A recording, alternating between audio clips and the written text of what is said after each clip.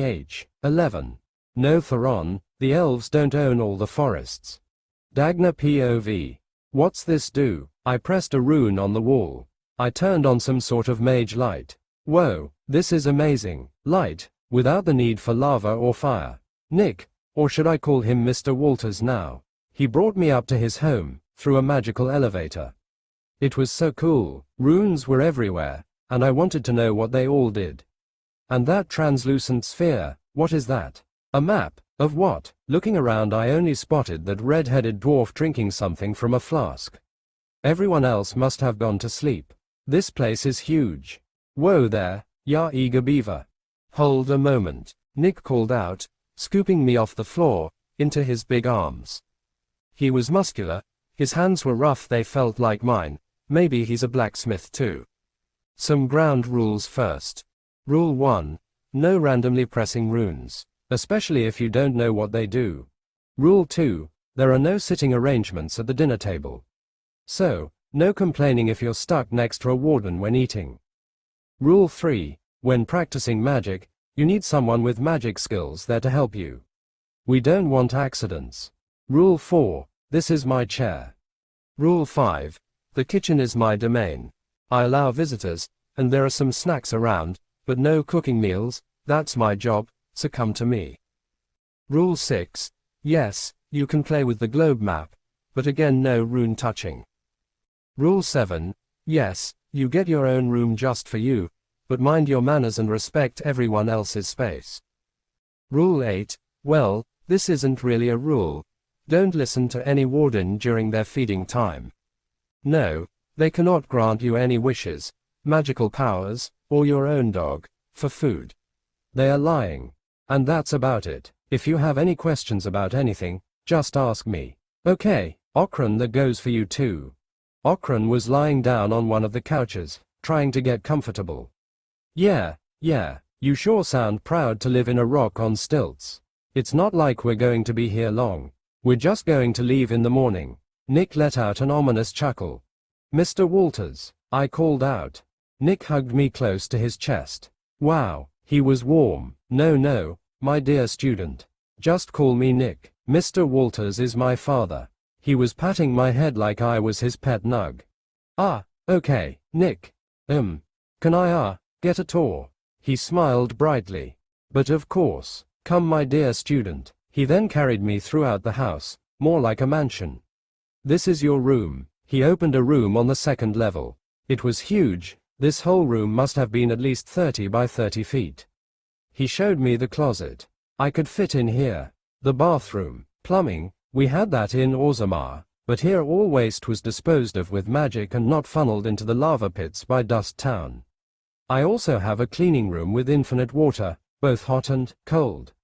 Crazy, with a polished wooden desk at least 6 feet in length. And it's all for me. No more sharing with father and all his tools. And the bed, Nick tossed me into it and it felt like one of those pillows the noble caste had when I would go and deliver weapons.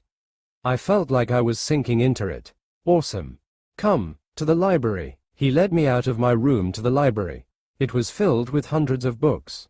This is the library. I was in awe. Where did he get so many books? What are they? Are they magic books? Yeah, better believe it. I can copy just about anything.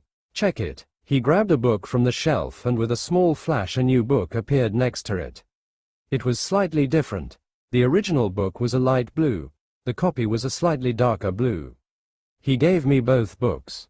I'm still trying to get it perfect, but all the words match and it's legible. You can keep the new one. I think it's about ice spells. How are you so sure? He pointed to a sign hanging over the shelf. Frost spells practice. I labeled everything, so you won't have a hard time looking up anything. He led me through all the sections. He had fire, earth, wind, buffs, frost, water, runes, and a theory section of all those elements. He also had other non-magical texts, like cooking, knitting, survival, fiction, non-fiction, maps, cartography, and graphic novels. He had a little bit of everything. I can't wait to read 'em all. Any questions? Can I take any of this to my room?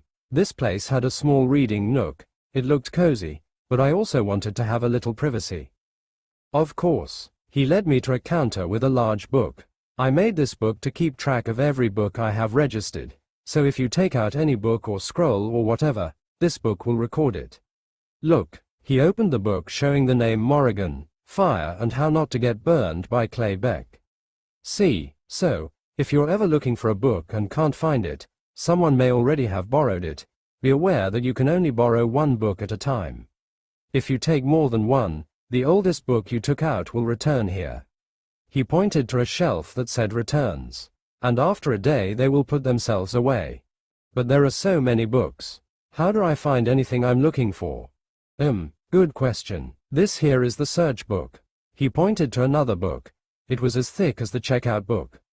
Here, write anything you might be looking for. Be as vague or specific as you want. That was a thinker. I wrote, Magic for Beginners. The word faded and then multiple book titles came up. Now select any book you can see. I chose Magic and Me by Anne Rios. A thread of light shot out of the search book flying towards one of the shelves, and one of the books on the second shelf lit up a dull yellow. And boom, there it is. Whoa, I followed the light to the book I chose. So cool. Is this some sort of spell? He shook his head. Runes. He pointed to a rune on the shelf. It was on the back, behind the books. This rune tells the search book what books are on this shelf. I have this rune on all the shelves, so when you write something in the search book, the runes on the shelves look for the closest equivalent and highlight the book selected. Ah, this is the best. Any more questions? I shook my head. I didn't have any more questions, at least not yet. Very well, to the rune lab.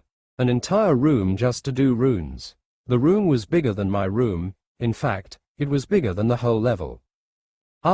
Nick. Yes. This room. It's really big, like too big. Shouldn't this room encroach on the room next to this one? A smile stretched across his face.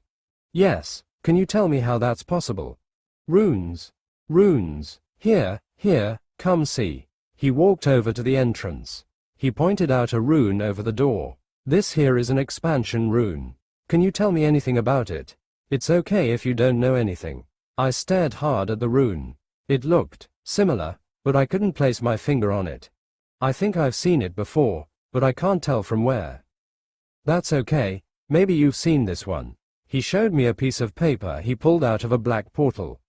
Ah, so cool, I wanna do that. He then drew some lines creating a rune.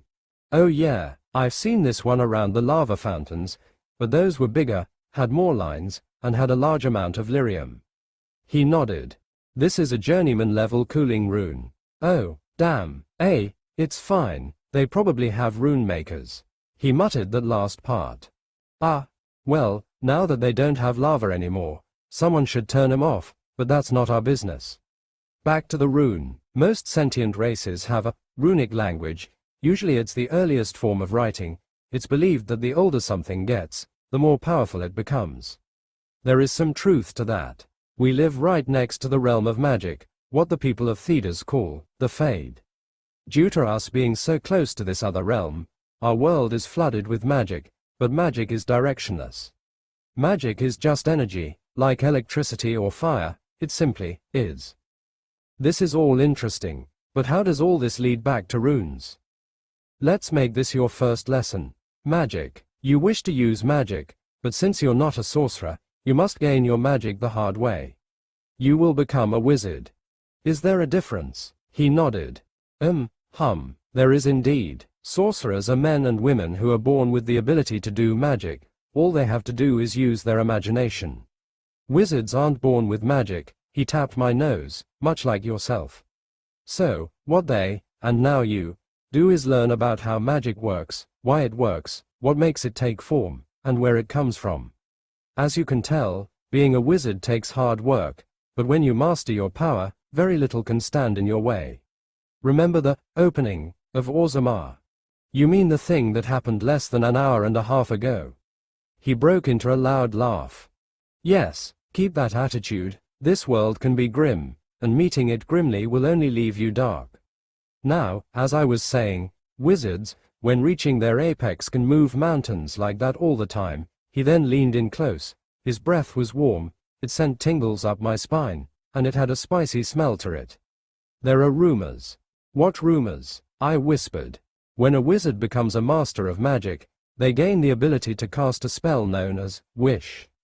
It's exactly what it sounds like. The ability to cast any wish you could ever want. Do you want to be the queen of the world? Or maybe make dwarves into sorcerers? Only the gods put any kind of limit to them. Is it true? He shrugged. Magic is a crazy thing. It makes the impossible possible. But I digress. We were talking about runes. He pulled out another piece of paper and drew something on it. Here, what do you see? Passing me both papers, as he backed away, I saw remarking similarities. They look very similar. In fact, if not for the outside lines on this one, I showed him the dwarven rune, they would be almost identical. He nodded, pointing back to the expansion rune. And if you compare them to this one, raising the drawings so I could see all three of them together. They have similarities. Look, look, he kneeled next to me. Look, see here. I pointed to the lines that made the dwarven rune look different and placed it over the expansion rune. These lines match up. They must have something in common. Like, I'm not sure. The lines seem to be exploding away from the rune, so maybe it's showing an expansion of space. But the runes in Orzammar kept the heat in. He was right. So, just because they looked similar, it doesn't mean they do the same thing. Is it possible that similar runic lines can mean different things? He nodded. They could, but they still have to do similar things. Well, that's confusing. I don't understand. Those lines indicate the same thing, the movement of space. So, then it snapped into place. The cooling rune traps the heat in. All the space with heat moves closer to the lava, so we don't feel the heat. Whoa, he gave me a big smile. I didn't know we did that. Why aren't there more rune makers in Orzammar? Ya wanna know something crazy? He pointed to one of the runes. This one, it's from the northern continent of Rezum. Hundreds upon hundreds of miles away.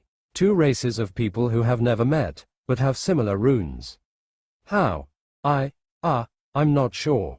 You're learning, Dagna. Now is the best time to make a hypothesis, guess, or wild theories. It's all about using the scientific method.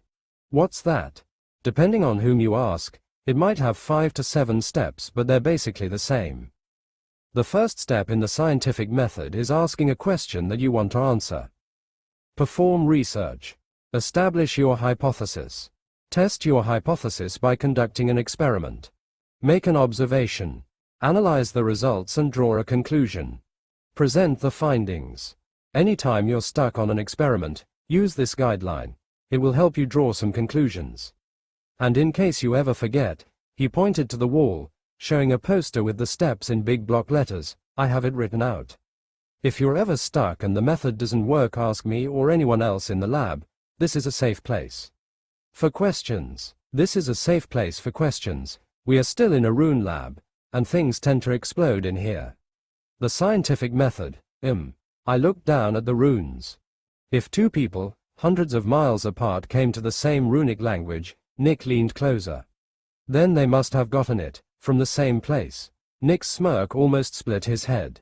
Now that's a theory. He picked me up and twirled me about. Wow, is this what it's like to be tall? It would require you to travel the world, finding runic languages, and comparing them, but it seems like someone beat you to it. That made me frown. Wah, who? He pointed to a portrait of a dark-skinned human.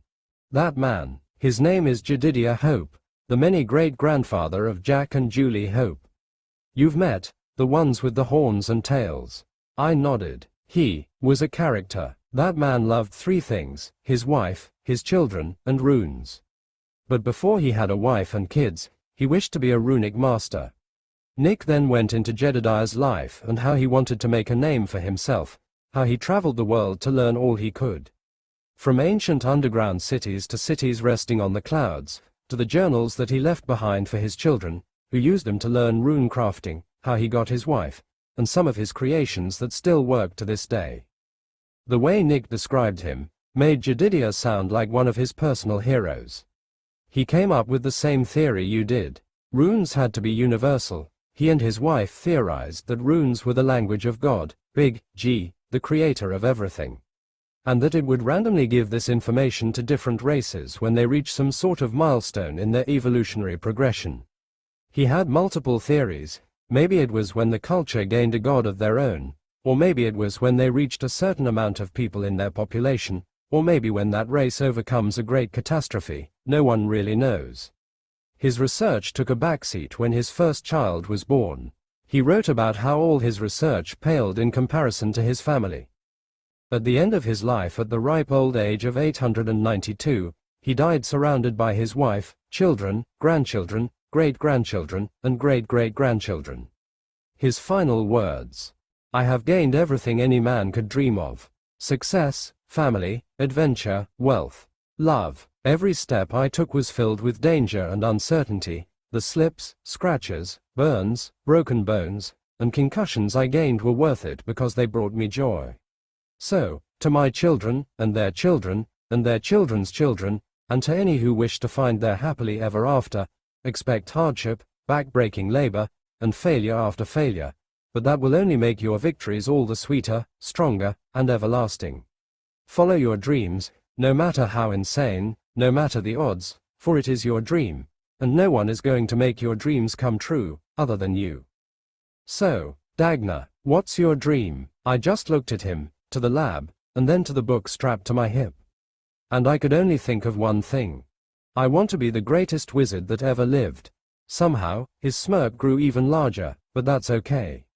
'Cause I think my smirk was as big as his. Let's see if this world can handle all this Dagna. / Nick POV. I continued Dagna's tour throughout Mother Base. The armory, where we would work on her armor together with Julie. The training room, where we were going to practice her magic lessons. The potions lab, where I will teach her potion making. The gym, where we're going to work out every day. She asked me why, and the answer was simple. Magic is fun and all, but if your body can't keep up, it will be all for naught. I finally led her to the engine room. I used my palm scanner to allow us entrance. This, my young student, is the engine room. Always remember when you're presenting something to show a little showmanship. The look on her face was perfect. It was a mixture of awe and loss.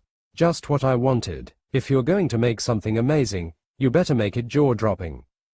Wah, this, wah, what is this? She was trying to see everything at once. I had to stop her before she made herself dizzy. Remember when I asked you if you were scared of heights? She nodded. This was why. A little sneak peek. This is my magic engine. I spread my arms out wide. Any ideas what I use this for? Move. I nodded and waved my hand for her to continue. And, if you're worried about my reaction to heights. Then, she turned to me with a shocked look. We're going to fly, she whispered. We're going to fly. She grabbed my armor and started shaking me. I laughed. Oh yeah, walking's for chumps. This is too crazy. How, and what are we waiting for? Let's go already. She started pushing me towards the door but stopped. Wait, where do we go to get this thing in the air? Upstairs, at the globe map. She then continued pushing me. Hold on. I scooped her up again. Man, she is hyped. We're still waiting for some of our friends. They were talking to the kings, so they had to stay behind. Oh, I see. She gained a frown. Oh, don't give me that frown. How about I take you for a ride on my flying vehicle? Her eyes grew to a comical degree. Really? I nodded. Let's go. She threw her hand in the air. I carried her up the stairs to the house proper. I gave her a quick tour of everything, but it was pretty obvious all she cared about was flying. Walking onto the porch, I called the car, which was back in perfect condition. I used my crafting skill to repair it. It only took about 100 pounds of steel to reinforce its frame and get it back to tip-top condition. She was walking all around it, picking and kicking the wheel, like a mechanic who didn't really know what she was doing. It has wheels. I need to land, don't I? She just nodded like it would have been something she would have done. Come on, hop in, I said, opening the driver's side for her. Getting into the passenger side, I pressed the rune on the dash, magically making a steering wheel, making my Warthog into a student driver vehicle. Passing her May ignition rune, I pointed to the key slot. That is where this rune goes. it starts the car. I motioned her to start the car. She nearly jumped out of her seat at the roar the engine made. She was squeezing the steering wheel with a death grip. Hey, shouldn't you be driving? I laughed and shook my head. Nah, you're my student. That means you're going to learn all of this eventually, why not now? But see this wheel? I patted the steering wheel in front of me. In case of an emergency, I can take over. I pointed at a rune to her left. See that purple rune? She nodded. That's for dwarves. With me being taller, the gas pedals are lower in the car. That rune will push those pedals out for you to use. The pedals came out to just under her feet. Okay, relax. You got this. We spent the next 30 minutes getting familiar with the car's buttons and which pedal moved the car forward. The park, reverse, neutral, drive, low gear, and everything we needed for her to be comfortable driving. I then showed her the flight runes and controls, the seatbelts, the whole 9 yards. You ready? She just looked to the end of Mother Base with this intense look on her face. I smirked. I'm not going to lie. Bringing Dagna with us was a spur-of-the-moment thing, but I don't regret it. Dagna was one of the smartest people of the Dragon Age, as well as determined, brave, and crazy. All the things need to become someone special. She slammed on the gas, launching us towards the edge. I leaned back. Danger sense wasn't activating. Intuition was giving me the green light. It was all good. Right before we flew over the edge, Dagna slammed the flight rune, sending us skyward. She gave out a triumphant battle cry as we flew higher and higher. She even made a few loops. We flew above the land for at least an hour before I had us land. Her first landing was a bit rough, but better than Kalen's. So, how was your first flight? She was jumping with joy. She couldn't even talk. I, you, us, and then, wish, clouds, stars, moon. I laughed. Yes, but it's bedtime. Wah, but. No buts. Bedtime. The sun is a few hours away and we're probably heading out tomorrow, so get some rest. I shooed her into the house. She tried to protest, but it was undercut by her yawning. Okay, but I want to see us take off. Fine, but you need some sleep. Off you go. I watched her go until she walked down the stairs. Okran was knocked out on the couch and I have no doubt that Duncan and Kalen weren't going anywhere for a while. All of Orzammar is going to change and in the midst of a blight. Sucks to be them. / Falling on my bed, I let out a long breath. If I never go back into the deep roads, it would be too soon. Hearing my door creak open, I flopped over to my side, finding Jack standing at my doorway. I couldn't see her due to the lights. Hey, what's up? She didn't say anything. Jackie, you, okay? She walked in, closing the door with her tail. I gave you a month. It's my turn. Wah! She crawled onto my bed until she was straddling my hips. The moonlight illuminated her. She was only wearing see-through lingerie. Whoa, was the only thing I whispered. Jack had the body of a fighter. Her skin was tight, muscular, smooth. Perfect. It's my turn to make a move, she whispered, slowly getting closer and closer. Her hair covered her face, but her eyes glowed brightly. The look of a predator, a starved beast that will no longer wait for the prey to get into position. No, she was / You have rested in your own bed. Full HP, MP, CP. All ailments cured. Through your hard work and determination, you have gained a new skill. Foreplay. One does not simply have sex. Intimate acts between one or more people, meant to create sexual arousal and desire. This skill is now merged with your intuition skills, starting you off at novice. You now know what arouses your partner. Giving your partner an orgasm is 20% easier. Lovemaking. It's the motion of the ocean. One of the greatest forms of trust. You are unskilled, but due to your char and dex stats you start at novice. You can see some of your partner's pleasure zones. Your partner's orgasms are now 30% more intense. Through your hard work and effort, you have ranked up 3 of your skills. Kissing has ranked up from intermediate to journeyman. Your kisses can now leave your partner breathless and slightly aroused. 6% chance to give your partner an instant orgasm. Foreplay has ranked up from novice to intermediate. Anything done in a sexual manner will give your partner tingles. Giving your partner an orgasm is 30% easier. Lovemaking has ranked up from novice to intermediate.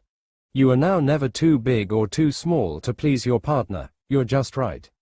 Your partner's orgasms are now 45% more intense.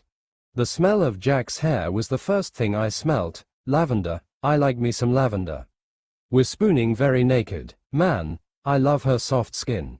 I slowly started kissing her horns leading to her neck. Watch yourself, she whispered. If you start, I won't stop, she growled. Is that a threat? No, it's a fact. I smirked. Hey, we went at it pretty hard last night. Is there a chance that, she lifted her head enough for me to see her smirking face. Gasp, Mr. Walters, do you want to put a baby in me? Already, on our first night, how bold. First of all, yes, I do one day want to put a baby in you. Lying is for the weak, she giggled, and second, it is a legitimate question. Not to toot my own horn, but I did go all night long. She reached up searching for my head. I had to stretch out my head for her hand to find me. Where she started patting my cheek. That you did. But yeah, see this. She patted a small ring on her horn. This rune stops any unwanted pregnancies. My mama raised no fool. I knew what I was getting into when I came in here. I leaned closer to her ear. Well, just tell me if you ever want to take it off. She giggled. Isn't someone ready for a family? With you, I shrugged. If I'm lucky, what do we tell your sister? She turned completely to look at me, giving me a confused look. What do you mean? Well, I mean, no, you and I. All night. Her confused look faded, replaced with a smirk. Oh, Nick. Who do you think made this rune? I'm the one who won our rock paper sister duel, so I got first dibs. Now I was the one giving her a confused look. I expect you to do as well as you did for me last night for her. She patted me on the cheek again. She hasn't been with anyone, and you were very generous, so please be gentle with her. But, she's your sister. She nodded. And I want her to have the best. And you, my Nikki, are the best. I want her to be happy and you make her happy, so you better be ready for her. She got out of bed fully naked, giving me a saucy smirk, and walked out of the room, tail swishing back and forth, giving me a good look of her ass. Oh, my damn, did I unlock the harem route? // Well, isn't someone happy this morning? I looked over to Nat, who was getting ready to eat breakfast. What makes you say that? You're humming and you haven't even noticed that any food you put to the side is immediately going down Sky's gullet. Looking to my left, I found Sky and Dogmeat eating everything I made. Hey, shoo, they ran off. Good lord, I just started making more. So, why are you so happy? I shrugged.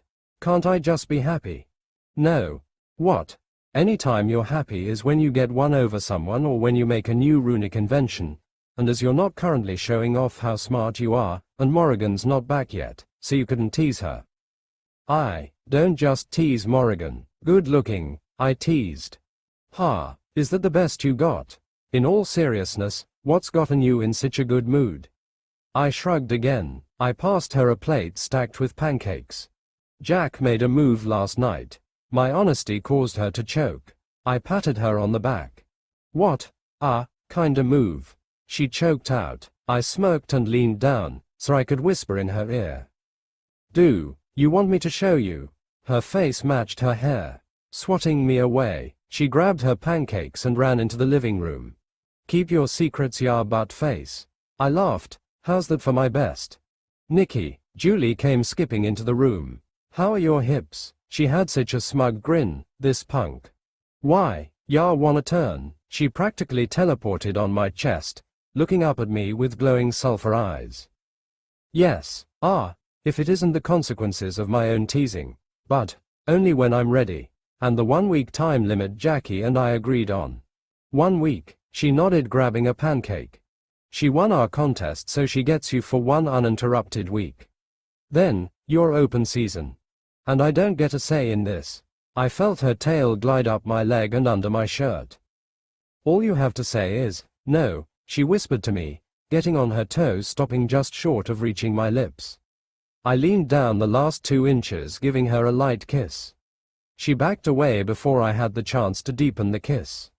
1 week, she took her plate of pancakes and skipped into the living room. Damn those sisters. I hate to see them go, but I love watching them leave. Hee hee, I jumped into the air. Love me tenderly. Looking back to the counter, I found Zevran and Okran, shoving pancakes down their throats.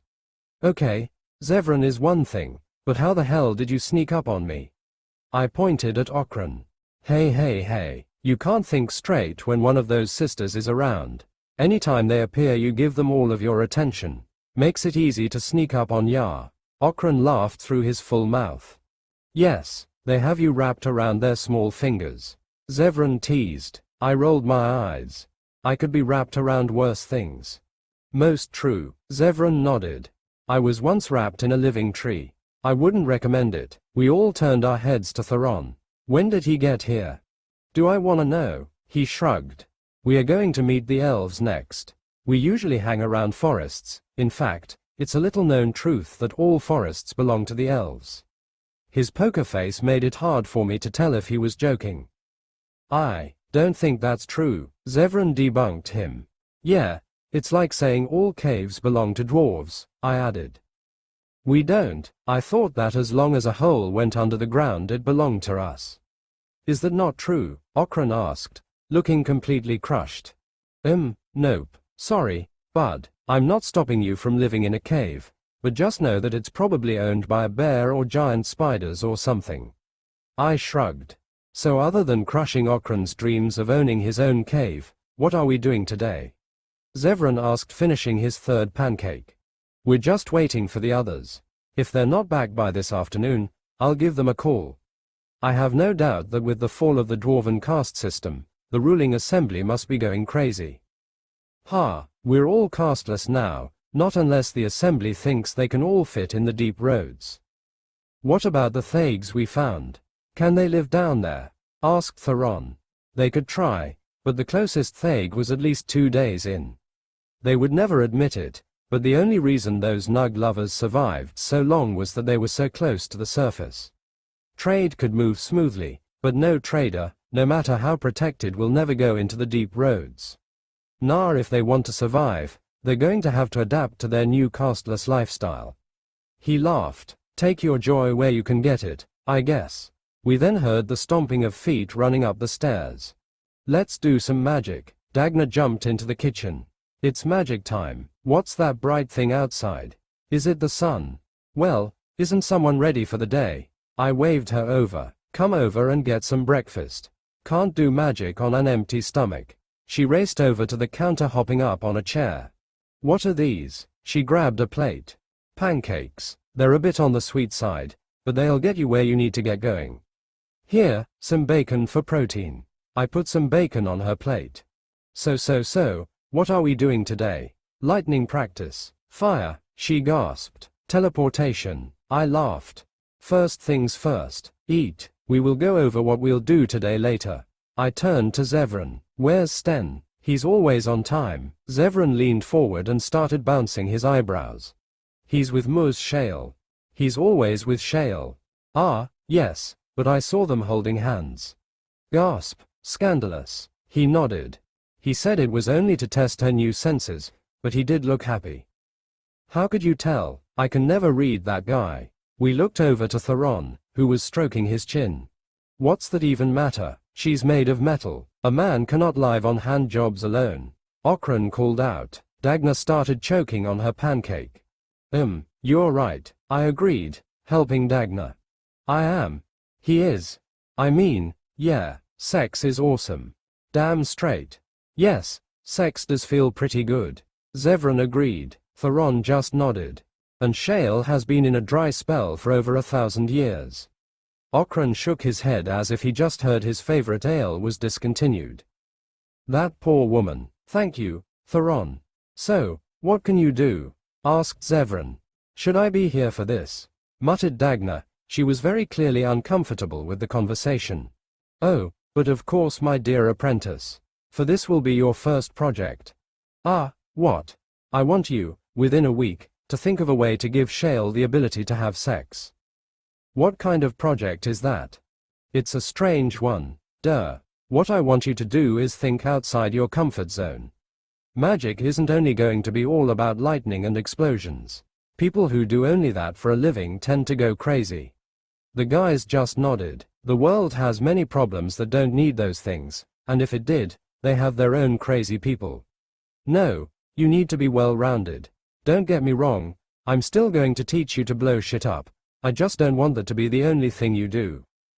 But, why this? Couldn't I make my own magic engine? Ho ho, well, doesn't someone want to play in the big leagues? That's still some time away, but I could tell that you're going to get there in no time. You think so? Oh yeah, but you need to start somewhere. She nodded and ran into the living room. Isn't she a bit too peppy and full of energy? She didn't even finish her breakfast. Theron said, eating the rest of her breakfast. Shale then marched into the room. Did it tell the small dwarf to make me a organ? Organ? Yes, for mating. I blinked at her. A vagina, so that's the route she's taking, I muttered. In any case, yes, I did ask her to give you the ability to have intercourse. Why would it do this? As a joke. The Major's head looks very squeezable, so be wary of your answer. I can now tell she was upset with her new facial features. No, it's not a joke. With you getting a new body and rediscovering your femininity, sex would no doubt be something you would like to do. I shrugged. It's best we start making one now. Some organs are notoriously difficult to replicate. And why does it think I want one? To have such a disgusting thing. She shivered. Oh, I guess Sten would be terribly disappointed. Zevran feigns disappointment. And why would the Kunari warrior care at all about this? Course he wants to bend your metal around his shaft. Okran laughed. My metal is too strong to be bent. That's the problem. Theron spoke through his mouthful of pancake. How's a man to show love if he can't make you shiver? She squinted her eyes at us but sighed. Very well, but I say it is just wasting its time. She humphed and walked back into the living room. She's going to break poor Sten's hips, isn't she? Zevran asked. Probably, we called out. With breakfast out of the way, I began Dagna's second lesson. You have your magic book, correct? She held it up like it was a trophy. Good, good. Now I have very little doubt you tried to cast a few spells, yeah. She nodded sheepishly. Now tell me what happened. Collapsed. That's called a mana crash. It is when your body runs out of mana. Wait, I have mana. All living things have mana, even some inanimate objects could be given mana, but that's something else. For now, I will give you a focus. This object will safely expand your mana core, and make your spells easier to cast. Now behold, I summoned a magical redwood golem and matched it to her. Done. Wah, that's it, I nodded, but there were no flashing lights or beams of power. Oh, I'm so sorry, next time I promise. And so, our first practice lesson went on. We talked about cantrips and their many uses, basic mental exercises, physical exercises, and the importance of having a hobby. After an hour of practicing the light cantrip, she was able to produce a dim light the size of a fingernail, but the way she acted was like she cast a fireball that one-shot the archdemon. It probably didn't help that I raised her onto my shoulders and did a victory lap. After that, we had a small snack, followed by going to the runic lab, where we met up with Julie, who helped with her first lesson, light. It only took her half an hour to draw out the pattern correctly. After that I gave her her first runic crafting kit. It came with everything she may need for her beginning runic creating. One high-powered laser etching tool. One small mending tool, for mistakes. One journal to draw out sketches. And 20 10 by 10 inch steel tablets with 1 inch of thickness for practice. Another half an hour later and she was able to create her first working light rune. This time it was Julie who was carrying her over her shoulders. I then passed her off to Jackie and Sky for some physical training. I had to make lunch. I decided to call Morrigan after Dagna's potion lesson. So, what's going on? Oh, I don't know. It's almost as if their whole way of life has been changed overnight. Ah, that good old Morrigan sarcasm. You know I missed it. She rolled her eyes. The king and the warden commander have to give the new king advice on how to rule his new kingdom. Many of the dwarves started panicking as the sun began to rise. 'Twas quite humorous. I bet. Any idea when Kalen and Duncan are going to be released? She shrugged. I doubt it would last much longer. Oh, be it man, elf, or dwarf, no one likes being told how to rule their lives. I'm almost positive that the Dwarf King has a grasp on how to run his kingdom before all this. He probably wants to be seen as a wise ruler to the King of Ferelden. I'll give us a day or two. 2 days, that's going to take some time. Anything about Sereda? 'Tis quite the debate on what they should do. Some believe she is an abomination and should be slain, others wish to make her a paragon, given that the stone god gave her its blessing. In the end, they decided to leave it alone for now. The last thing they want is for Sereda to sink the walls of Orzammar. Ha, need me to come over? 'Tis unnecessary. Ya wanna send everyone back so you can have Aiden to yourself. Goodbye, and she hung up on me. She did send the rest of the group back to Mother Base, that sneaky mink. Have at thee. Sereda came down the stairs, fist at the ready. I guess Sky put her in the attic with her. Only to stop and stare at us. Where are we? You're in my home. Welcome. I gestured to the couch. Ah, are we outside, under the sky? Ah, you were always under the sky. You just had a mountain over you, Neria pointed out. Speaking of mountains, do you remember what happened in Orzammar? I asked. Everyone looked over to Sereda, who was giving us a confused look. I think I was going to kick Belen in the nuts so hard that they would replace his eyes, but before I got to deliver, everything went black, and here I am. Okay, so, something's happened. I proceeded to tell her everything that happened, from the rising of the mountain to the stone's demands for the dwarven people to change. If nothing else, you united all the dwarven people. With everyone being a surfacer and casteless, everyone is equal. Now the only difference is money, like everywhere else on the planet. I've thrown Orzammar into madness, she whispered. I chopped her gently on the head. Were you paying any attention to anything I was saying? Orzammar was already dying. She looked up at me with big watery tears. How are you so sure? It lasted for over 1,000 years.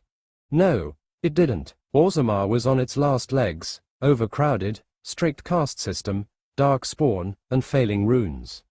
That place wasn't going to last much longer. When I was teaching Dagna rune crafting today, she was confused about why her people didn't make more runes. Turns out only a very small number of dwarves practice rune crafting anymore.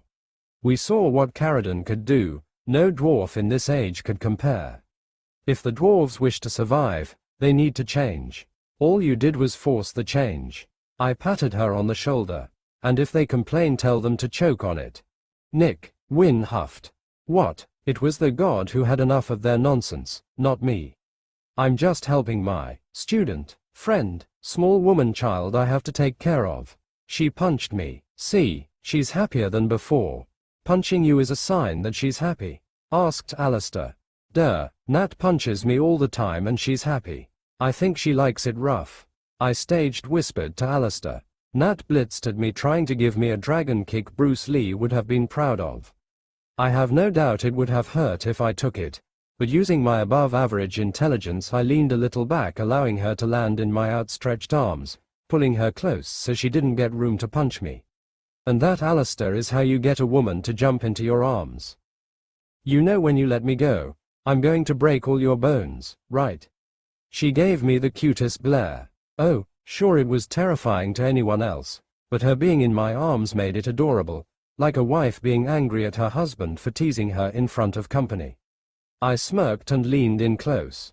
Then I guess I'm never letting you go. She was still glaring, but she had a small blush. Must you flirt with every woman you see? Wynne reprimanded. Of course. How else am I going to practice my seduction? She rolled her eyes. Roll your eyes all you want, but when the day comes when I have to save us by seducing a guard, don't get angry when I tell you, I told you so. I doubt that will happen, and that is not what I'm upset about. Oh, don't you think your lies will come and bite you later? I laughed. That's the beauty of it all, Wynne. I'm not lying. I just tell it how it is. Nat here. I love her snippy attitude and the fact that she's the only one of us with any common sense. She gave me a confused look. Is that really what you find attractive about me? That and your hips. She put her face deep in my chest. I start pointing out the ladies in the room. I love Jackie's love for exploration and fierce determination. As you should. She had her fist on her hips, standing proud. Julie's devotion to her craft and never give up mentality, I continued. How am I supposed to be the best if I give up? Sky's great strength and beautiful scales. Mine the best, she said, flexing. Ayla's stubborn, punch first ask questions never way of life and kindness. I don't have a punch first ask questions never way of life. I'ma give you such a wallop. Shale's no nonsense attitude and willingness to learn. How else am I going to find all your weaknesses? Leliana's hope of a better tomorrow and strength to chase that tomorrow. Oh my, she smiled, touching her cheeks. Alyssa's infinite patience and go get them attitude. I wouldn't say I got infinite patience. I looked over to Alistair and back to her. I almost got him. We all rolled our eyes. The only ones who couldn't see Alyssa's crush on Alistair were Aidan, who believed his baby sister had never touched a man, and Alistair himself, who, as I spoke, was looking up into the ceiling as if it held the meaning of the universe. I sighed and continued. Neria's love for the unknown and investigation skills. She smirked. The world is just so big. I want to see everything. Serida's unwavering will and moral compass. She huffed. Good needs to be done, for it is good. Dagna might be new, but I already love her wonder and bravery to venture into a new world. Well, I mean, thank you. She had a blush and was looking at the floor. And while Morrigan ain't here so I can embarrass her, I love the fact that she takes no shit from anybody and the intelligence to get what she wants. These women are beautiful and I don't think they get told that enough. I look over to the men. Zevran tries, bless his heart, but he tends to overemphasize his compliments, making them seem fake. I am but one man. He bowed. Okran doesn't know what flirting is. Isn't that when you ask for sex? Sten doesn't even try. NNN. Alistair doesn't know how. I'll have you know that I'm a master at flirting. He leans over to Alyssa. That's when you fight using words, right? That's flighting, sweetie. Alyssa patted him on the shoulder like a wife would her silly husband. Oh, never mind then. Aidan only has eyes for Morrigan. Kalen only cares for his wife. She is, and I'm not exaggerating, the best. Theron mimicked Kalen. Duncan only cares about the blight. And Theron is Theron. I know letting him watch Happy Days would lead to that, but I let him watch it anyway. If not for me, I fear these ladies would fall for the first schmuck who gives them a compliment. And as the gods as my witnesses, I will not let that happen. The room was quiet after my declaration. How long are you planning to hold my ass? Nat's blushing face broke the silence. I just kept smiling. Okran broke into laughter. Let's have dinner, I said, walking to the kitchen. At least put me down, you idiot. True to Morrigan's prediction, the rest of them returned 2 days later. We kept ourselves busy during that time. I gave the girls their lessons. Dagna finally cast a proper mage light, and Sky and Ayla could read at a 9th grade level, which was probably better than most of the people who lived in Ferelden. I gave them the option to stop there, but they seemed to want to continue. Ayla wanted to write a book and Sky just wanted to hang out with us, so I also started having them join Dagna in some practice and theory work. I finally reached expert in cooking, allowing me to add buffs to my meals. Dagna was casting spells like crazy after breakfast. Nat would practice a few spells with us, but like Leliana, Shale, and Sky, she was more of a melee fighter, meaning she was there to kick my ass. I almost had her a few times, but she fights dirty. She bit me twice. But I got her back. When she bit me the 3rd time, I let out an extremely vocal moan, shocking her long enough to pin her to the ground. She couldn't look at me for the rest of the day without blushing. What I didn't account for was Sky being in the room. Now every time we spar, she bites, trying to get me to moan, and trust me, the last thing you do when a dragon bites you is moan. I had to make a recreational area. It was just a place to hang out. We used to use the living room for that, but with so many people there at once it got too crowded, so I made one of the extra rooms on the 4th level large enough for us not to bump into each other. I also had to make the dining room just that little bit bigger. I felt like King Arthur and his Knights of the Round Table. And of course, I've made love to Jackie every night. Her moans were my favorite song, my name from her gasping lips soothing to my soul, and her commands my mission. Julie and Sky were giving me intense stares the next morning. I didn't know why. I soundproofed my room. It was only later that Jackie told me she left the door ajar. To gloat, she said. More like to rile them up. The looks they were giving me made me worry about my virtue. Looking over to the lost members of our flock, I found Aidan and Morrigan walking with a limp but had content smiles. Duncan looked the same, if a bit tired of all the politicking. Kalen looked like a corpse. He just kept muttering about how he missed his wife. I guess Honora did all the politicking while he swung his sword around. Good to have you back. What's up with Kalen? No sleep. My darling Honora is too far away. Too noisy, he hissed at the blushing duo. It seems like he was sleeping next to them, and they weren't quiet. I patted him on the back and pushed him to his room. Go get some sleep. He stumbled off to his room. So, Duncan, we got the dwarves. He nodded. We got Bellin to agree to send his soldiers to Danerum within the next 3 months. I guess Bellin was made king. Quest completed. Welcome to Darkspawn Town. A paragon is needed to break the stalemate for the king of Orzammar. Reward, 20 gold, 20,000 express, 1 gold loot box, friendly with Orzammar. Bellin, that foul worm. King, what madness. Serida didn't like the man who killed her whole family being king. He was the only option. Harrowmont had a panic attack after the rising of the mountain and ran into the deep roads before the sun came up. Harrowmont, she sighed. The fact that those two were the only candidates to the throne brings me great sadness. Orzammar was really on its last legs. I patted her on the back. Hey, always remember, feck those guys. She looked at me. Indeed, feck those guys, she repeated after me. Yeah, we get it. The kings suck. Can we get going? I want to kill something. Okran called out. Oh, Okran's voice brought a cruel Grinch-level smirk to my face. Dagna, it's time. Dagna zipped next to me with the biggest, shining, eager eyes I have ever seen. You mean? That's right. It's time to get moving.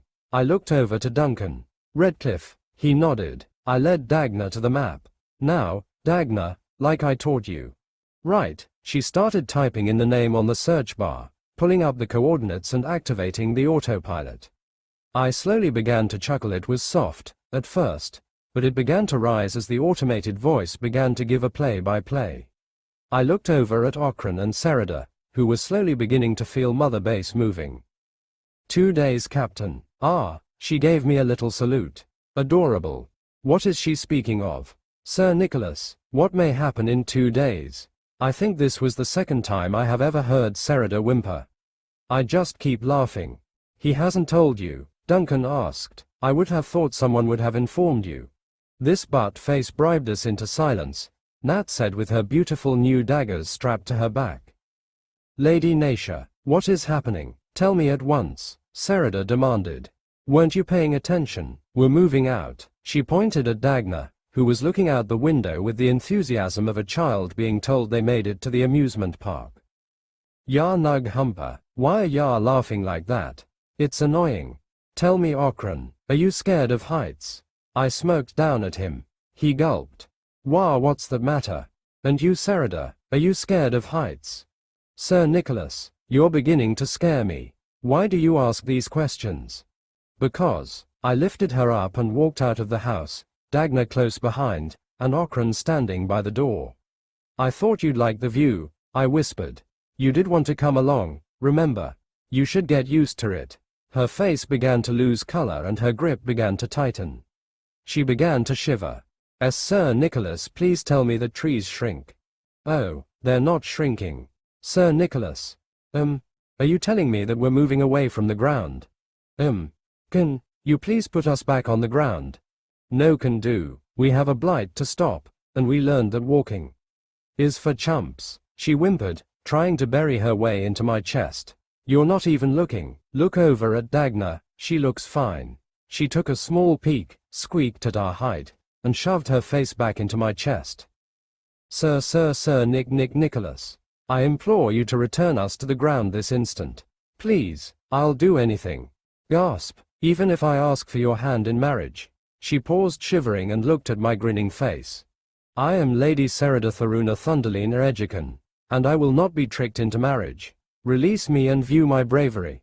I set her on the porch. See, I fear nothing. Ah, Lady Serida Tharuna Thunderlina Ejikan. Your eyes are closed and you haven't let go of my hand. Silence. I do what I wish on my own schedule. It took her another 30 minutes to open her eyes, only to find herself above the clouds. Whoa. Pretty cool, huh? She looked at me with wonder in her eyes. It is most grand. She looked out to the clouds. Ya know you could let go of my hand. She still had a death grip on me. No, I don't think I'll do that. And if you try and move away, I'll remove it. Ah, I guess she's still a little frightened. I bent down and carried her back into the house. Okran was unconscious on the floor, and Dagna was taking pictures of everything. Probably going to send them to her father. Poor man, he's probably going to get a heart attack. All right, before anything, Morrigan, cough it up. She gave me an affronted look. I beg your pardon. The armor. I got Zevran's. Which is very unfair. I can't even hurt anyone. I ignored him. And Leliana's. What have I done? I came willingly and out of the want to save everyone. Leliana blurted out, clearly upset I took away her new favorite thing in the world. Armor, your turn. Hand it over. I made the same gimme motion she did me. I wish for another test. I raised an eyebrow. Oh, you believe you know your companions? I spend a month underground with these people. I know them very well. Okay, does Nat have any family? I started it off easy. Yes, one sister, Rika, and a good-for-nothing mother. Brutal but correct. What clan is Theron from? Sabre. Theron nods. Any family? No, he was adopted, found on the road. But the keeper raised him like her own. He also talked about how Meryl, the only other mage in the clan, was like a little sister to him. He's also worried that she's going to fall down a hole with her head in the clouds. Theron nodded again. Okay, where was Alistair born? Redcliffe. Age? 20. What was his mother's job? Maid. Was she human? Morrigan paused, looking over to Alistair who was giving me a confused look. Yes. Oh, so close. Hand it over. Hold on. My mother was human, Alistair called out, getting our attention. Ah yes, Fiona, the Grey Warden elven mage. Ah, no buddy, she was not. I can guarantee you she was. He retorted. I pointed to my eyes. Alistair, these eyes don't lie. You may not look like an elf, but you're definitely elf-blooded. Whoa, are you saying Alistair's a half-elf? Like me? Ayla cut in. No, your father was fully elf and your mother was fully human, making you a half-elf. The body of a human with the mana core of an elf. Alistair's mother was probably a half-elf, giving him a more human appearance. I demand a new question. Not even Alistair knew about this. Morrigan pointed out. I suppose. Wait, hold on. We're talking about something more important. Alistair, I don't see how you being elf-blooded changes much. I mean, yeah, it's news, but does it really change who you are? You're Alistair, Grey Warden, friend, hater of being swooped upon. I shrugged. Do you know who she is? No, I lied, but I can tell you she was a mage. How do you know? Your mana core, it's not enough to make you a sorcerer, but it is bigger than most other humans have. Do you think Eamon knows? Probably, yeah, he did agree to raise you. From what I understand, mages can't have children here, right, Win? She looked uncomfortable. We can, but any child a mage has is taken away and moved to another tower, answered Alyssa. I chuckled. I didn't even know what to say about that. I would kill every single person on this continent if they ever tried to do that to me. My intimidation and honesty skills activated. That's a bit much, no? Asked Leliana, looking nervous. I looked her straight in the eyes. No, that sent a shiver down everyone's spine. But enough about hypotheticals. Alistair, you're a good guy, who does good work and is living his best life. Sure, you don't have a girlfriend, still a virgin, and as dense as a rock, but still living your best life. Some of those were mean, he deadpanned. Then get a girlfriend, find a woman, give her your most passionate kiss, and have 100 children. And where do I find this woman? And in came Alyssa, sliding in and bumping next to him.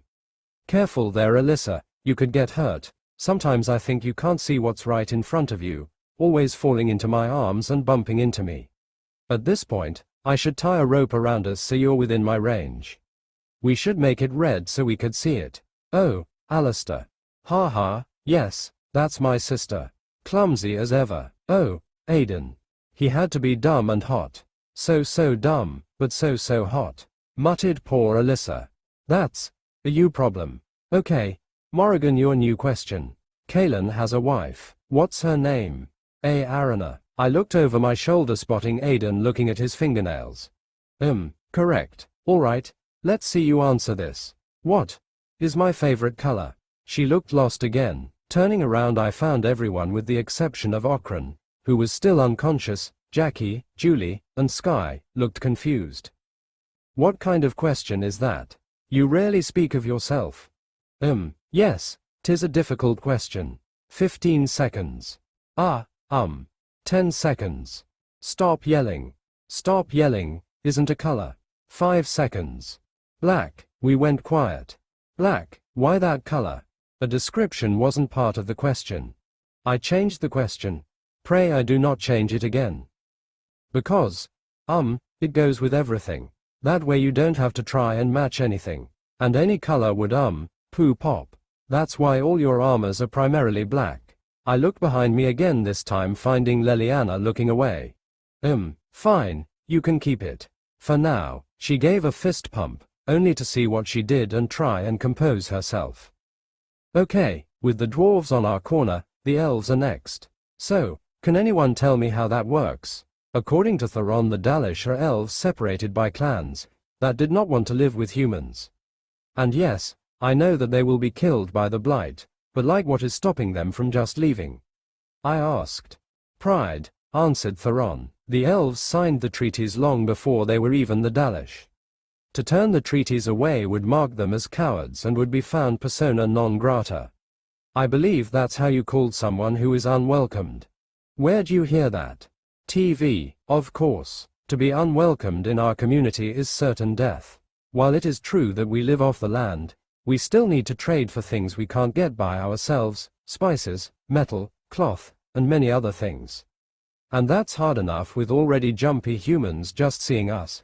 If word spreads that a clan is dangerous by other clans, they tend to be run off or killed.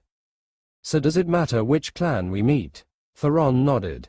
We need to meet the largest clan in the area. They're usually the one that does most of the trading in human villages and has the most elves from different clans. If we bring the treaties to them, those clan members will return to their clans and get him to join the war effort. Do you have any idea who that clan is? Clan Nudhosh. Rumor has it that they have an elf keeper who is over 300 years old. 300? From what I understand, that's a long time in Thedas, right? Julie asked. I still find it amazing that people outside of Thedas can live so long. Leliana said. What's that like? Julie shrugged. No idea. I'm 29. Come back to me in 100 years. I might have an answer. I don't think I'll be alive in 100 years. Why not? Dagna's well on her way to making her mana core strong enough to live that long. Why not you? It was Leliana's turn to shrug. I don't know. Maybe I don't want to outlive all my friends. Or maybe I don't know what I would do with all the time. Who knows? I think we should worry about surviving 1 year. Blights tend to cut 100-year lifespans into nothing. Does anyone have any idea where they might be? I asked the room. The game was always vague on time when it took us to new locations. With any luck, Al-Aman should have a clue, Duncan answered. // The next 2 days were the same as before.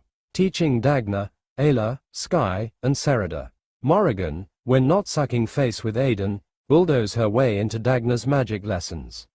Neria would also join in, but at least she was subtle. She started by complimenting Dagna's new skills, followed by telling me how good I was as a teacher, and that it would be a great honor for her to learn from me, and blah blah blah. I just let her join. Theron would occasionally show up to help teach Dagna some physical magic. He may not be an arcane knight, but he really knew his stuff. Duncan, Zevran, and Aiden should give the girls a break from kicking my ass to try their hand. I didn't go easy on them. I was trying to learn non-lethal ways to kill someone. I'll never know when I have to capture someone. Any spare time I had went to grinding my potion crafting skill. I haven't played the game in some time. My int stat helps me remember things, but the best I could remember was that elves were being attacked by the werewolves because the keeper cursed the original humans who killed his son and raped his daughter. Somehow the curse gained sentience and began leading the werewolves. I'm pretty sure that was the bare bones plot of that mission. So, I wanted to create a potion to cure the curse. I believe that Ayla could remove curses, but I'm not sure how the elves will take it if someone not of the elven religion could cure them. I found some blueprints in the gamer's store, but I needed to be at a higher rank and gain ingredients that just don't grow here, so I had to buy them. I planned on just buying the potions, but they were expensive and I had no way of knowing if the potions would work on someone who wasn't me. I'm sure as hell not going to test them on my friends. This was really annoying.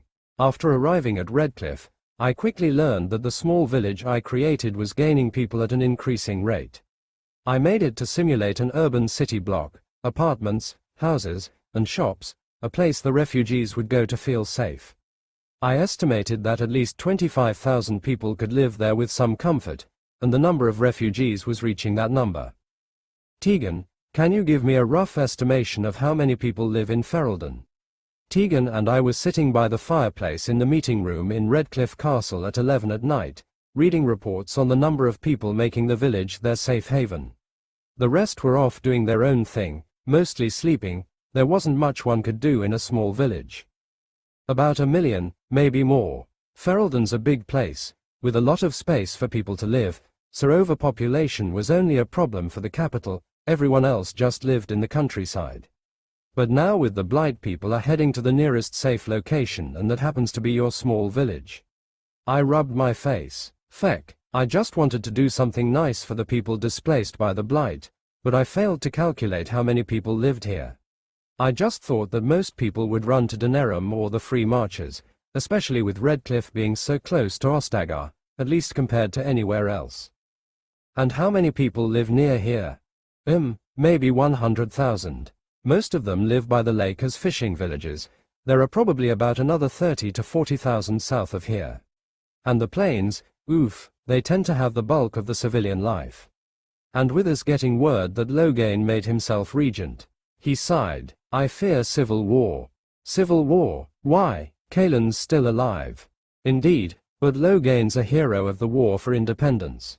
He has a lot of friends in high places that would be very happy for him to be king. How? Any news on him? Word has it that he's become the Jarl of Denerim. At least we know where he's at. Ayla and Aiden will have a good time ripping off his face and making him eat it. Any news on any of the Dalish clans? Our scouts tell us about some kind of curse that has affected the Dalish. They have been leading people away from the forest, something about werewolves. Werewolves. I thought we heard the last of them when the great hero Dane beat him to near extinction and to appear now. When a blight is happening. He sighed. Maker, damn it. Do we at least know where the elves are? I asked. He brought out a map of the Brecilian forest and he started pointing out the most likely area where they might be. We're waiting for our remaining scouts to return. They should not be but a day or two away.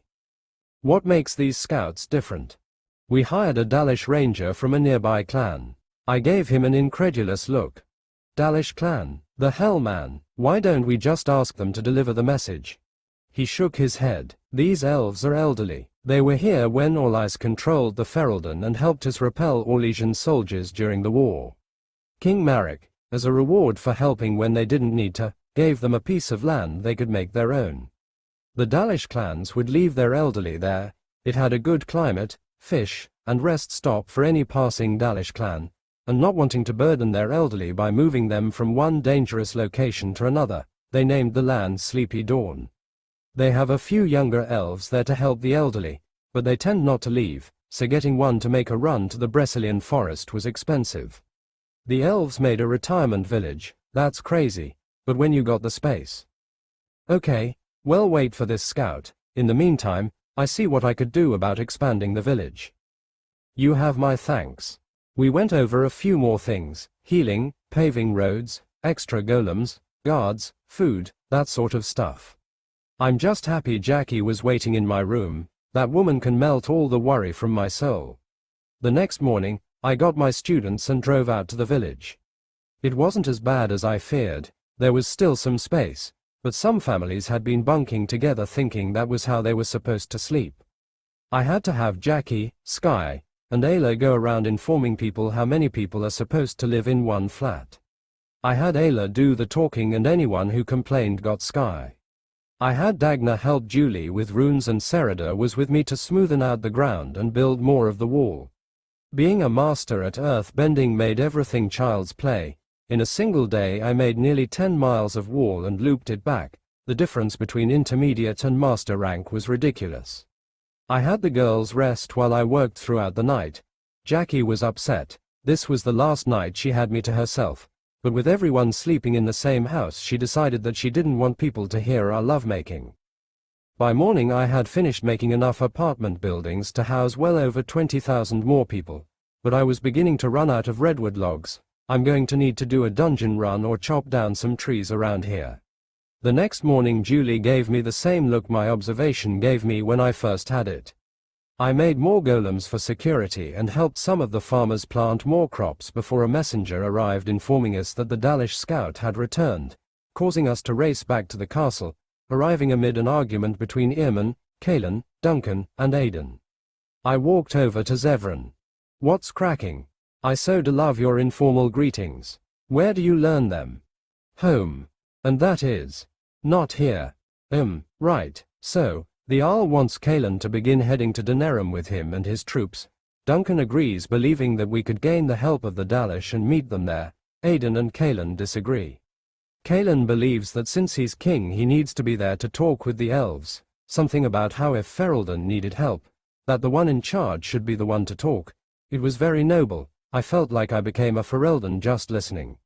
And after Aidan learned of Howe's location, wanted to wait until we were at full might, not wanting him to get away. I looked around. And Alistair. Zevran took a long breath. You were correct. Alistair's mother was indeed an elf with some human features. She was also a mage and Grey Warden.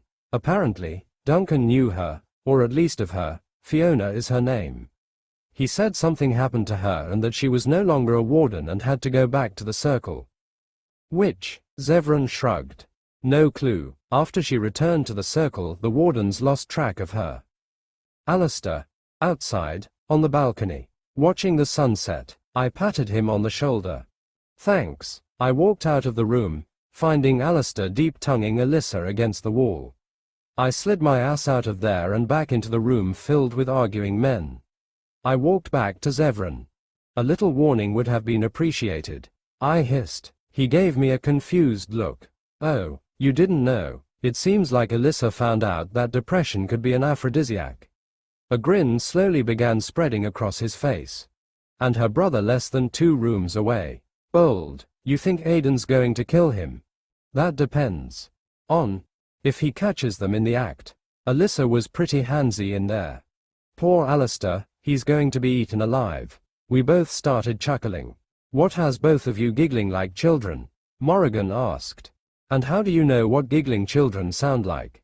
Shut up, that's how. Now tell me. I shouldn't, gossiping is beneath me. She just looked at me with a blank stare. What do you want? Dagna wants to train more often and she needs a spotter. Deal. Alyssa is no longer taking her time. I motioned my head to the door. No, she whispered. I nodded. Did she at least take him to a room? Found him up against a wall. Aidan better not find them. Is this for Alistair's or Alyssa's sake? Neither. If Aidan finds out, he'll move in with his sister to keep Alistair away. Cutting into my time. Then you better go stop him. She turned to find Aiden marching out of the room in a huff. She rushed after him, and I of course followed her. I've never seen a man be shouted limb from limb. Morrigan was good. She feigned interest in the argument, but that barely slowed him down. She then did the classic hand-to-shoulder seduction move, but Aiden had his armor on so he didn't feel her hand. Ooh, a hit and a miss. I turned to see Zevran, Nat, and Leliana following me. Alistair's doomed. Give our girl a chance, Nat, she just might pull this off.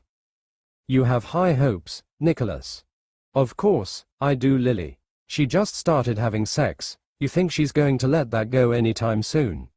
And let's face it, if it's because of Alistair's inability to keep it in his pants, she might just kill him. Is it not Alyssa who made the first move? If y'all think, even for a moment, that Aiden is going to blame his sister for anything he sees, y'all crazy. Alistair could be tied up and gagged, and somehow Aiden will still blame him. You really are into that naughty stuff, aren't you, Nat? Don't worry, I won't forget. She punched me. Shush, it's happening. Zevran shushed us. We leaned a little farther out of our cover to see the fireworks closer. Aiden put his hand on the doorknob, but before he got the chance to turn it, Morrigan grabbed him and slammed him against the wall. Take me, she hissed loud enough for us to hear. A Shartan's rush, Leliana gasped. Ah, what? I asked.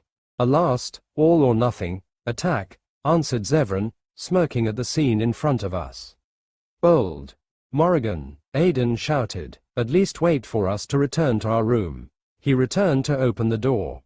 So close, Nat hissed. And yet so far away. I finished. We were all expecting Aiden to start shooting lasers out of his mouth with how hard he would yell, but there was only silence. Do ya think he had a heart attack? Whispered Nat. We snuck forward to the door to see what was happening. We only saw Aiden and Morrigan holding hands. He looked really happy, a man in love. I wonder if I have the same look he has. Ya think they ran off to their rooms. I almost agreed until I spotted a bare toe sticking just poking its way past the doorway to the balcony. What? Hey, what do you see? Nat nudged me. I pointed to the doorway. You think Morrigan spotted them? Leliana asked. I'm more surprised Aiden didn't see all the clothes on the floor. True to Zevran's words, the floor was covered in clothes. Our girl still has a chance. All she needs to do is get him to her room. I commentated. Morrigan started to push him farther and farther down the hall to the rooms, finally reaching her room. I fist pump. Victory. We all gave a small round of applause. Didn't think she was going to pull it off, Nat said. She didn't. Theron's voice made me jump. Where the hell did he come from? What makes you say that? Jack. He still got to the room, he answered. Did everyone know what was happening here? Alistair, it's cold and no one is in there. Let's go. Alyssa walked back in only to freeze at the sight of us leaning over the doorway. Alyssa Watts, and of course, Alistair was also completely naked. We were all silent. I slowly began to back away, just in time to avoid the fireball launched at us. Cheese it, and we scattered. The last thing I heard was Aiden screaming at the top of his lungs. // I decided it was best for me to sleep on the ship. Aiden's a good man, but if he thought that I saw his sister naked, he would kill me.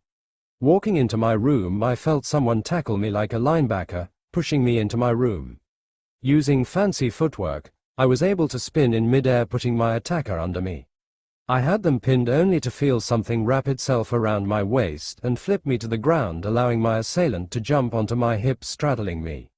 I finally got a good look at their face.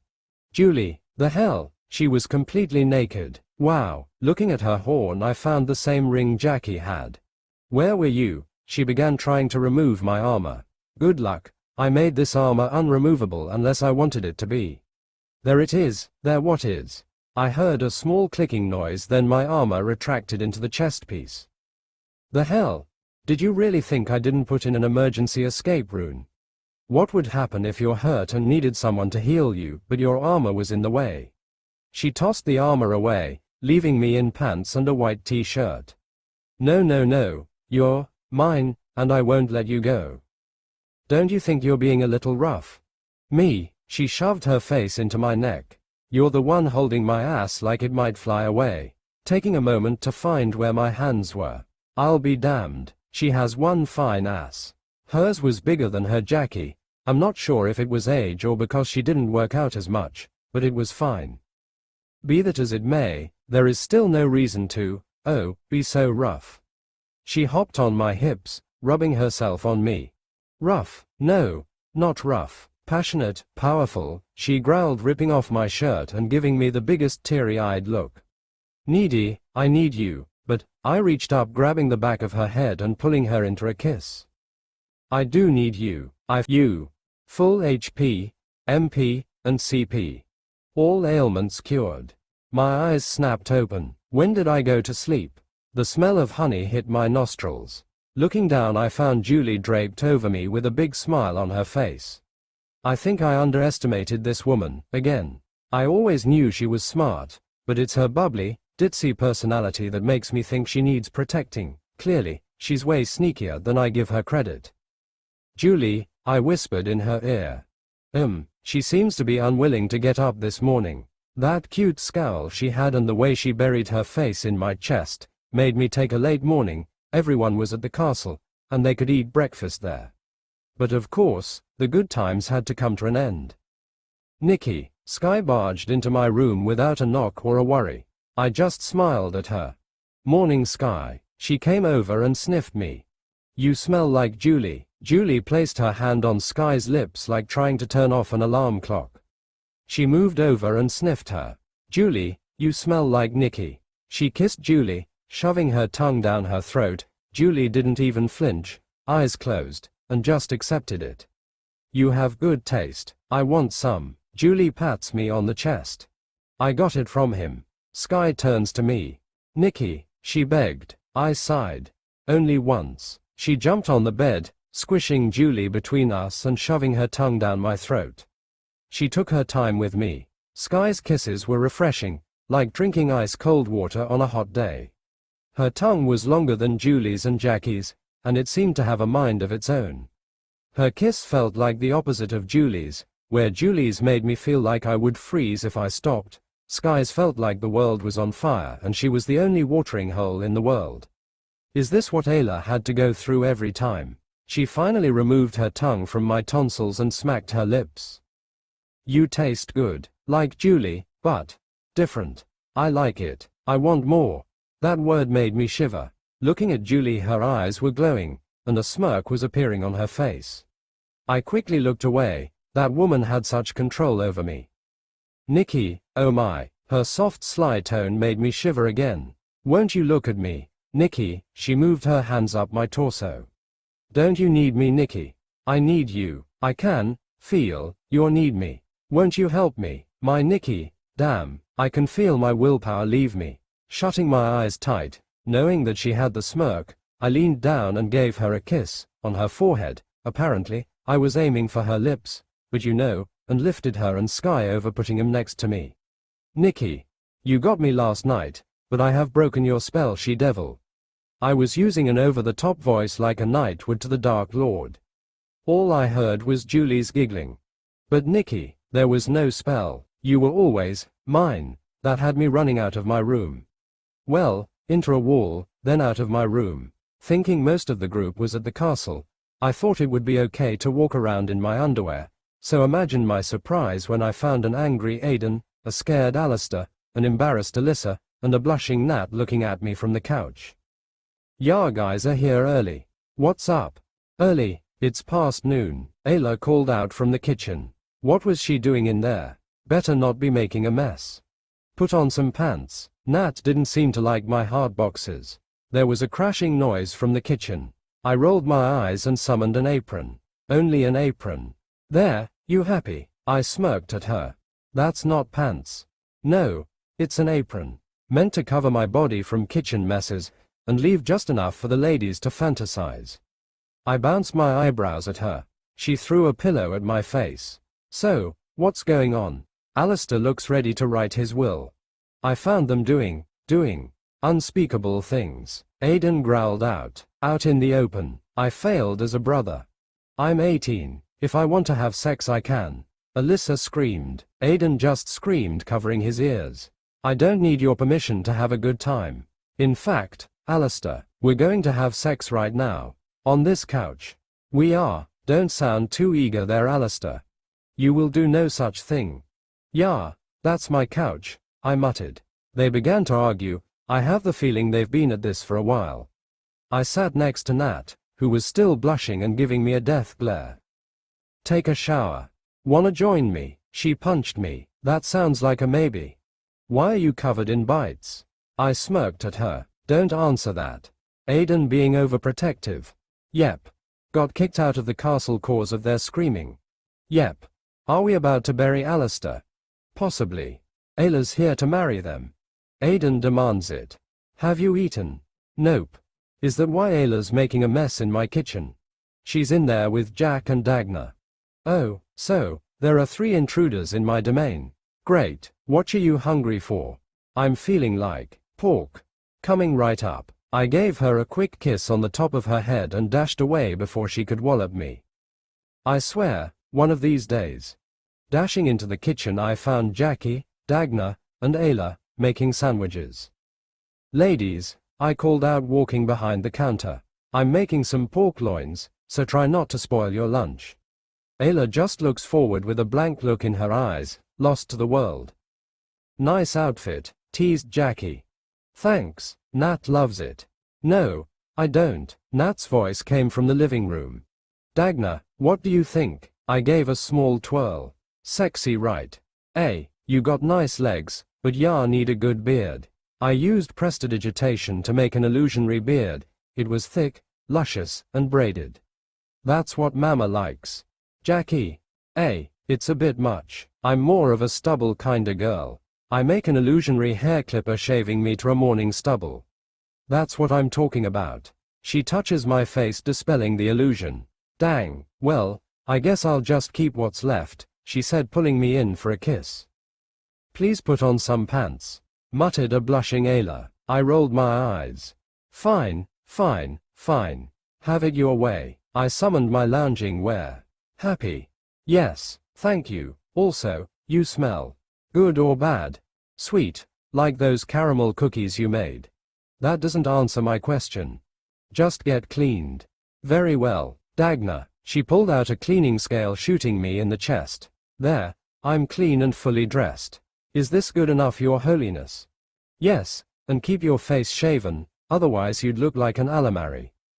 We all had a good laugh. // Lunch was tough. Aiden and Alyssa were glaring holes at each other. Alistair was trying to become his chair. Morrigan, who turned out to be in her room, was glaring at Alistair, and the rest of us were trying not to get in the middle of this. Okay, I got everyone to focus on me. If you two can't come to an agreement, I'm going over both of your heads. I pulled out my mirror. Call Fergus Cousland. It took only 2 rings before he picked up. Hello. Fergus, it's Nick. Yes, I know, you explained, caller id. Right, well, I have 2 idiots here that need your wise words. I turned the phone to the 2 siblings who were looking away from each other. Aiden, Alyssa, what's going on? Fergus's voice came out worried. Aiden's being controlling. She was planning on having sex right in front of the king. I was not. Enough, Aiden. Alyssa's grown. Allow her to make mistakes and learn. Alyssa, Aiden's your brother. He loves you and wants the best for you, but he hasn't seen you in years. I haven't seen you in years. To us, you're still the little girl who was attacked by the Chantry. That's a lot of venom. He's angry at himself for not being there to keep you safe. I am too. Please be patient with us. Also, if this person crushes your heart, we'll tie them up to Mabari and have them run in different directions. Alistair looked ready to faint. Now no more of this. Tell me about your journey so far. I passed my phone to them, allowing them to talk. Yeah, you don't think he was serious about that Mabari thing, do you? We just looked at him. He groaned. I'm doomed. Not if you don't sleep with Alyssa. Morrigan pointed out. He just looked at her like she was crazy. I'm doomed. I just started laughing. He's right. Do you think Alyssa's just going to let him go? After all that work? No way. Tell me, how does Alistair Cousland sound to you? I smirked at him. He just glared. What, did you really think she'd take your last name? No, no, my dear Alistair. You might be strong of will, but in the end, she'll get what she wants. Just like with Morrigan. She glares at me. I demand your pardon. Consider yourself pardoned. Let's be honest with ourselves. Aidan and Alyssa are high up there in noble society. Morrigan, you could easily rise through the nobility as you are now. With Aidan you would be one of the most powerful women in Thedas. Alistair, you're a Grey Warden, a well-respected order in Thedas already. With your fighting abilities and grit you could easily be a Warden commander. Can you tell me what country needs the Wardens? He seems to try and think of a country. Ferelden, that's right, and I have no doubt that the Wardens would need a local mage to give reports to the tower. Probably an important high-class mage. Maybe even a noble. And what makes you think I wish to get married? 'Tis but a noose around my neck, she muttered. Bold words for a woman who has been playing with her ring this whole time. She freezes. Don't worry, if need be, as your brother'll walk you down the aisle and give you away. You, my brother, madness, she scoffed. What, look at us, we are practically related. Black hair, weird eyes, snarky, you complaining that I have all the cool toys and demanding that I should share. Me saying no, but you still getting your way. At this point, I'm just short on giving you money so you can get that new book you saw at Bodan's. She didn't look at me, but I could tell she was blushing. I sighed. How much do you want? It's only 5 gold. I bet. Here, this is 15 gold. Bodan's a shrewd negotiator, and buy yourself something nice. Thank you. Dagna, here's 20. I toss her a sack. How come she gets more? 'Cause, ya brat, she needs to buy more things. Clothes, books, herbs, that sort of stuff. Ayla, here's 5 gold, go have fun. Jackie, Nat, you guys wanna go? I do want to see what Bodan has available, and Sky would like more jewelry. I guess I could see what he might have. Nat shrugged. I just gave Jackie 40 gold. I'm rolling in money due to my golems. Not only that, I've raised another 5 more levels and it didn't seem to be slowing. With the Kuzlan siblings no longer wanting to kill each other, Alistair surviving one more day, and the ladies off shopping, I had the house to myself. I was in the engine room working on one of my projects. Something Duncan said gave me inspiration, but I was only on the sketching stage. If I did this right, the archdemon was in for some trouble. I spent most of the afternoon in my lab.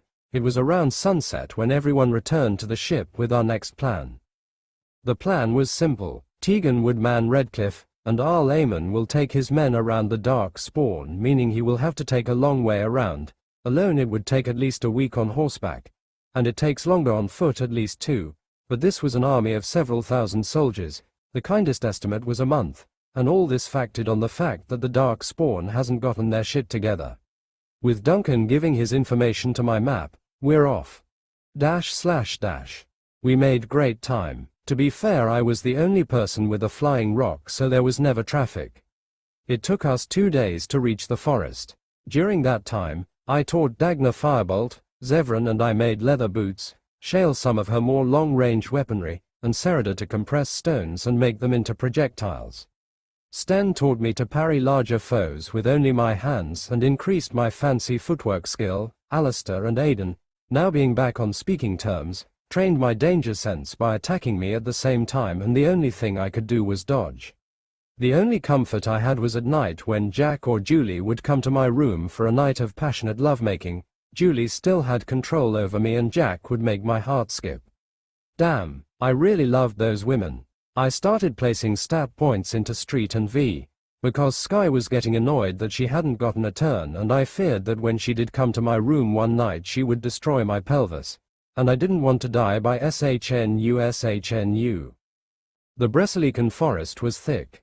It stretched for hundreds of miles, and if it wasn't for the map I wouldn't know where to start. The trees were massive and made it impossible for me to see the ground. There, Theron pointed to the largest tree in the area. Really, the tallest tree in the forest. A little obvious, no.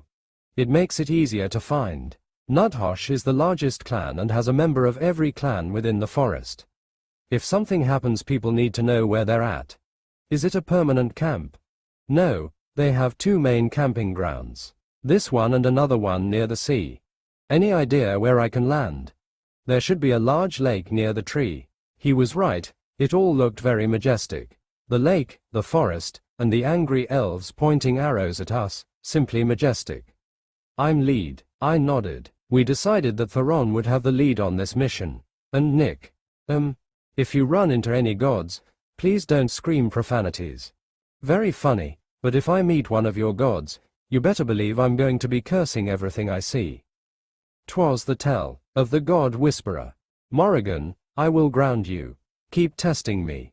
We can tease Nick later about his silly god-given title. Duncan, Kalen, and I will talk to the keeper, and see if I can get him to allow us safe passage. Please don't do anything that could be considered enemy action. We waved him off. Standing out on Mother Base just soaking in the view was nice. The elves were annoying, but they were only a small piece of the beauty of this land. The veil was weak here. I don't know why, maybe it was just old, it was made several thousand years ago. Still, the magical pressure that the outside world had was slightly present here. It felt great, it was like a pressure valve finally worked, and the stress my body was holding eased a little. Hey, your eyes ain't as glowy, Okran pointed out. Thanks for pointing that out, Okran. Dagna, do you know why? 'Cause there's more magic here. Right, I nodded. Sky, Shale, Julie, Jack, and I have huge mana cores. At least here in Thedas, due to the veil, this place doesn't have a very heavy magical pressure that makes our cores expand, instead of being tightly compact, as it would be anywhere else. This expanding travels throughout our bodies, practically pushing our skin. That can't be safe, Neria commented. That's not the danger. The danger is when it returns to its original form. When the pressure is reintroduced to the core. Sky is a high dragon, high pressure, low pressure, it doesn't matter, her body can handle it. Shale is warforged. I made her core able to handle anything. Julie, Jack, and I come from a people that lived outside the veil for thousands of years, so our bodies have adapted to core fluctuations. Jack and Julie more than I, due to their heritage. It would only be a danger if I stay here for over 50 or so years. I'll probably leave Thedas for a few years, get my core in order before returning. Can I go with you? Dagna pulled on my sleeve. I laughed. Of course. Why do you think I'm giving you magic stretching lessons? If I just take you out of Thedas without making your core stronger, it will collapse in on itself and kill you. Is that why you make me do those embarrassing poses? I thought you just want to see my butt thrust into the air. I'm doing the same poses. Are you looking at my butt? I'm asking the questions here. I laughed. Dagna was just as fun to tease as Nat. I stare at your butt. It is very firm looking. I smirk at Sky. Gasp. Thank you, Sky, I work out every morning. You ladies should be more honest like Sky. If I wanted to see a flat object, I could just look at a wall, Nat smirked. I grabbed my chest. Gasp. Flat. Impossible. I fall back into Wynn's arms. Wynn, tell me it isn't so. She rolls her eyes and lets me drop. Can we please focus on what is going on here, and not about Nicholas's non-existent butt? Gasp. I hopped to my feet. Nick, what are the chances you're going to run into another god? Neria asked. I'm not sure. I've come to a theory that the only way a god could contact me would be if I enter a place of religious purpose, like a church. But Orzammar didn't have a church. It just happened the moment you walked into the mountain. Alistair pointed out. I nodded. True, but do you remember the small room we passed to enter Orzammar proper? The one with the statues? I nodded. That was the Hall of Paragons. A place of worship, a place of faith. The stone god's domain, Serada finished. I imagine that I would need to enter a place of worship for a god to contact me. I'll just stay clear of any of those areas. 'Tis the mighty god whisperer, fear his gak. I reached over and pinched her face. What did I tell you about calling me the Yargak? She started pinching my face. The nerve. Enough. Sten pulled us apart like we were cats. As the older sibling, you must set a better example. Him, my sibling, madness. Who would want a loud mouth like that as a brother? What ya say, ya brat? You'd be lucky to have me as your older brother. In fact, as captain, and all that may entail, I now legally adopt you. You idiot, captaining a ship doesn't give you the power to adopt people. Classic little sister thinking. On a ship, the captain makes the laws, little Maury. Call me that again and I'll turn you to stone and dump you in the ocean. Morrigan Walters, it's a good name. The moment Sten lets me go I'm going to set you on fire. Ah, the classic Walters solution to everything. Setting it on fire. I have never seen you set anything on fire. It's cause, as your older brother I must set a good example. So, this is the man who made this island. We all turned to the new voice. It was a bald elf standing at around 5 feet 6, 110 pounds, with a pale complexion with tattoos on his face. He looked tiny compared to Theron who, with my enhanced meals, stood at a whopping 6 feet 4, and was built like a linebacker. I wasn't 100% sure it was my food. It could also be the joining ritual he took to become a Grey Warden. The change was so gradual that I didn't really see it happening. I've just ever seen Theron as a skinny guy, but compared to an average elf he's huge. I didn't see much difference between humans. I need to compare Zevran, Neria, and Ayla to some elves to see what could have caused the growth. Elf Sorcerer. Zathrian Nudhosh. Age, 321. LVL, 59. HP 900 and 900ths. MP 1000 2000. Street, avid camper. V, lives off the land. Dex, hasn't tripped in over 100 years. Int, all humans should pay for what happened to his family. Wis, nothing will ever bring them back, but this feels good. Char, age makes a man look distinguished. Luck, the consequences of his own action have come back to bite him. Ailment. Mana cut, he is powering a powerful curse, minus 50% MP. Many centuries before the Fifth Blight, a tribe of humans dwelt near the Brecilian forest. When Zathrian's clan passed near to their settlement, his children were captured by a group of humans. They tortured and murdered his son, then raped his daughter and left her for dead in the forest. The Dalish rescued her, but when his daughter found out that she was pregnant, she committed suicide in shame. Mad with grief and hate, and wanting to exact revenge for what the humans did to his family, Zathrian summoned the spirit of the forest and bound it to the body of a wolf, creating the monster known as Witherfang. Witherfang, turned loose by Zathrian, slaughtered most of the humans and left the survivors infected with lycanthropy. This is what created the curse that now infects his people. He doesn't like humans. Good evening, name's Nick Walters, older brother, healer, lover of beautiful things, at your service. I said all that being carried like a cat. Right, Warden Theron tells me you found this island. Made, not found. You made this island. Yes sir, took me months, but I got it. I see. I was hoping this was one of the ancient flying castles the elves used to have. You and Theron both. Right, well, Theron told me you are a skilled healer. Yep, Ayla, Win, and I are pretty good, but each case is different. He nodded.